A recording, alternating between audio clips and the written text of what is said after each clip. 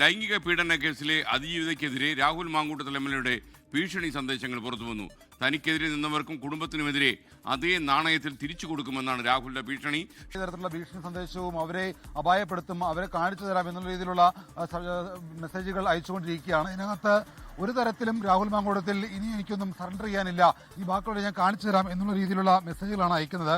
അതിനകത്ത് ഏറ്റവും പ്രധാനപ്പെട്ട ഒരു കാര്യം എന്ന് പറയുന്നത് തനിക്കെതിരെ നിന്നവർക്കും കുടുംബത്തിനുമെതിരെ അതേ നാണയത്തിൽ തിരിച്ചു കൊടുക്കുമെന്ന് പറയുന്നു. പേടിപ്പിക്കാൻ നീയെന്നല്ല, ലോകത്ത് ഒരു മനുഷ്യനും നോക്കേണ്ട, രാഹുൽ മാങ്കൂട്ടത്തിനെ പേടിപ്പിക്കാൻ അതിജീവിതയെ നോക്കണ്ട, വേറെ ആരും നോക്കേണ്ട എന്നുള്ള രീതിയിലുള്ള ഒരു ഭീഷണി സന്ദേശമാണ് രാഹുൽ അയച്ചിരിക്കുന്നത്. കുറ്റസമ്മതം നടത്താൻ തന്നെയാണ് രാഹുലിന്റെ തീരുമാനം. അങ്ങനെ രാഹുൽ മാത്രം മോശമാകുന്ന പരിപാടി നടക്കില്ല, ഞാൻ എല്ലാത്തിന്റെയും എക്സ്ട്രീം കഴിഞ്ഞ് നിൽക്കുകയാണ്. ഒരു മാസം മുന്നേ ആയിരുന്നുവെങ്കിൽ ഇതൊക്കെ മൈൻഡ് ചെയ്യുമായിരുന്നു, ഇമേജ് തിരിച്ചു പിടിക്കാനൊന്നുമല്ല. പക്ഷേ അതൊക്കെ ഈ പറയുന്ന അതിജീവിത തോന്നൽ മാത്രമാണ്. ഇനി നീ ഒന്നും സറണ്ടർ ചെയ്യില്ല എന്ന തീരുമാനമുണ്ട്.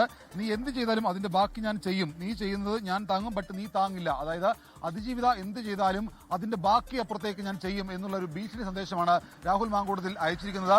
ഇത് നമ്മൾ മനസ്സിലാക്കുന്നത് ഇപ്പോൾ ഏറ്റവും അവസാനം രാഹുൽ ജയിലിൽ പോകാനിടയായിട്ടുള്ള അതിജീവിതയ്ക്കാണ് ഈ മെസ്സേജുകൾ അയച്ചതെന്നുള്ള ഒരു വിവരം കൂടി നമുക്ക് ലഭിക്കുന്നുണ്ട്. അങ്ങനെ എന്തായാലും രാഹുൽ മാങ്കൂട്ടത്തിൽ അതിജീവിതമാരെ അങ്ങേയറ്റം ഭീഷണിപ്പെടുത്തുന്ന ഒരു സമീപനം ഇപ്പോഴും സ്വീകരിക്കുകയാണ്.